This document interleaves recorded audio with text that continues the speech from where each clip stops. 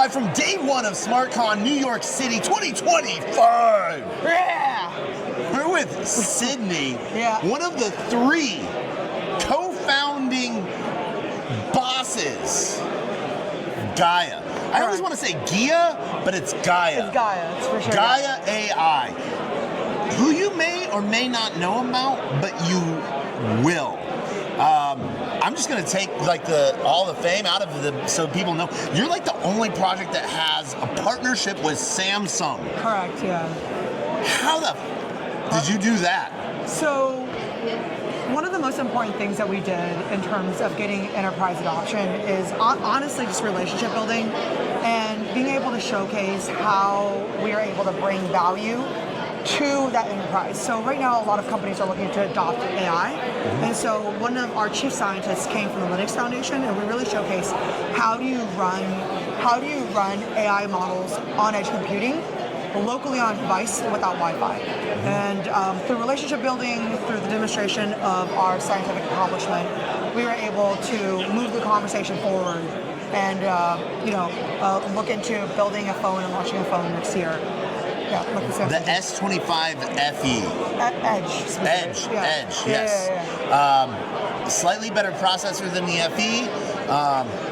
Thinner, It's really thin, and I think even just from a marketing standpoint, one of the reasons why we chose the Edge is to showcase that you can run AI locally, offline, on the smallest device that you possibly could. But it is a powerful device. It is a powerful device. No, so is it gonna be dumber on the American version of Samsung phone because they're using a different chipset? That's a really interesting question. Right now we're only just focused on the Korean market, and one of the reasons why we focus on the Korean market is that the Korean market, from just crypto trading, 36%. Yeah, exactly. You nailed it. Of all volume. Yeah, of all volume. So there is already a proven consumer base. It's not that we're against the U.S. market or anything like that. It's just that when you have one specific addressable market making up 36% of trading volume for crypto, those are the super users. So it was really just a market decision.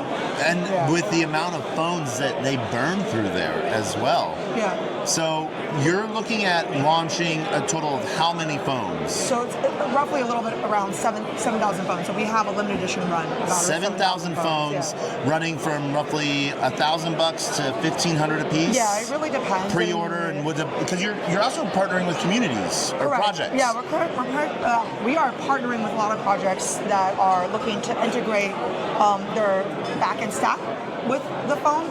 So, for example, we are working with Intuition and being able to index a lot of the AI applications or agents that are running natively on the phone. We're also partnering with other brands that may be launching different games or different applications, could be consumer apps on the phone. And then, of course, then you have airdrop partners. So a lot of a lot of projects that are doing or going through airdrops, community airdrops, that are looking for participants on their network. I would say those are the 3 main pillars. Nice. Yeah. So for those that don't know, what is Gaia? Yeah. What Gaia focuses on as an open source infrastructure tool is that we build potable context for AI. So when you are building an application, you're going to need context. Why this shifts the needle from SaaS today and to automation tomorrow is that SaaS right now, a project management tool, you still require a program manager to log into your SaaS tool and update a ticket and make a decision on where is the engineering workflow, how do we close this ticket, what is getting blocked. And the difference is that human has a lot of context. Now, to be able to provide portable context with Gaia, now you have an application that is able to draw relevant context, relevant data feeds, and then progress in that business. And if it's an AI agent, if it needs to complete a certain task, it doesn't need to ask you, Taco, hey, what did we do last week with that company? It already knows because it has the verified data feeds and the verified context to make an informed business decision. Nice. And so then where is that going to sort of leave, where are you seeing the retail side of this as well? And what is retail supposed to do with Gaia, or is it going to be all enterprises are going to be using Gaia on the back end, and retail is just going to benefit from all the protocols that benefit from Gaia? I'll keep it really simple when it comes to how retail benefits from Gaia, is that you'll be able to see a consumer experience, may it be on a phone, may it be on a prediction market, where you can automate a lot of business decisions, trading decisions, without having to be an engineer. You can say, hey, buy me these flight tickets, or hey, every time this happens, make a trade or make a decision based off of that. So from a retail consumer perspective, they're really not going to experience Gaia. They're going to experience the benefit of true autonomy of that AI application or that AI agent.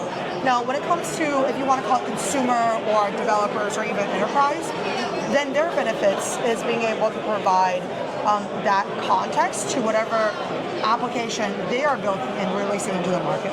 Nice. Yeah. And one of the things that's really important about doing inference privately on your own phone is the power of controlling your own data as well.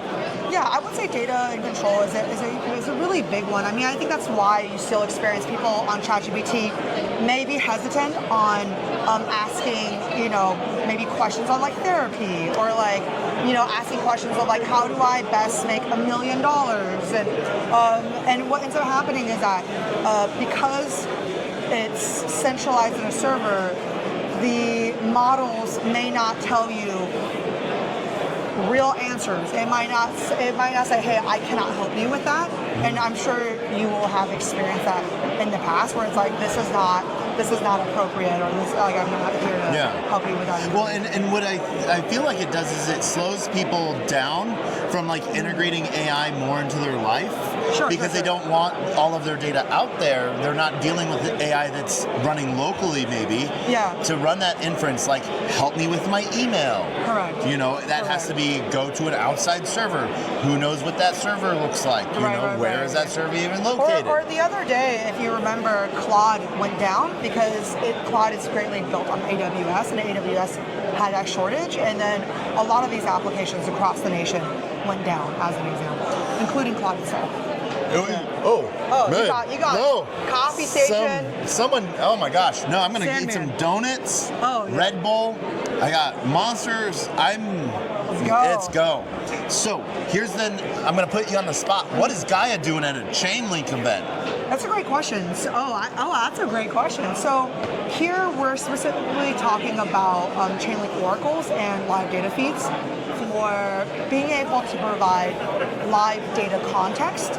So as an example, when you are on ChatGPT, if you remember a few months ago, years ago, it can only give you historical context. Yep. Who is Vitalik, or what happened to Napoleon, right? But with Chainlink, they're able to provide live data feeds, and now you see the evolution of, let me go source that information. The ChatGPT will be like, let me source that information from a Google search, or whatever is live. Mm-hmm. So here, just meeting with the team to really integrate their live data feeds into our upcoming products. Amazing. Yeah, all right. Easy peasy. Yeah, easy peasy. Yeah, that's it. Yeah. All right, so what's the alpha? The alpha, that's a really good one. When Gaia token. When Gaia token. We are predominantly on DEXs right now, so for those who are deeply in the Web3 space, they will know how to participate in the network. They will know how to, what's the word I'm looking for? Find the token. Yeah, buying the token on DEXs. Yep. Now, I guess the alpha on more centralized exchanges, that's happens when it happens. Who cares? You get it. Yeah. So the question is then, what is next for the consumer? Are they late to the game on Gaia? Like, is there still opportunities? And are there grants for builders? That's a really good question. We actually I think we're announcing tomorrow. I have a lot of really good questions. Tomorrow we actually have an announcement with an AI agent app builder. We are announcing a grant that they've received, and one of the things that participants can really look forward to into this year and into next year is that we are launching a information verification market in the form of a prediction market. So instead of a traditional prediction market, which is like, as you said, who's going to win what election, who's going to win the Super Bowl, we're really focused on which trading models, which agents are the most performing traders. What is going to be the you can almost you can almost talk about like Uber and Lyft, like which application is going to win? Is it Uber or is it going to Lyft? Who got the best P&L with the least amount of trades? Sure. Or who got to the best P&L with the most amount of trades? And I think one of the reasons why we're so interested in betting on performance is you use the analogy of like YouTube. There's a lot of YouTubers out there. They're all saying that they are a content creator around personal finance. And some advice might work for some people, some advice might not work for others. And so what we're really trying to do is like which schools of thought is really Which performing. agent is good for who, when? Yeah, exactly. Rather than a generic agent for everybody. All right. All right. If people want to learn more, where can they go? I would say definitely go to GaiaNet.ai, and you can also reach me at Sydney Lai on Twitter. You got it here. Yeah. Here at Chainlink, day one. We'll see you later. Let's go.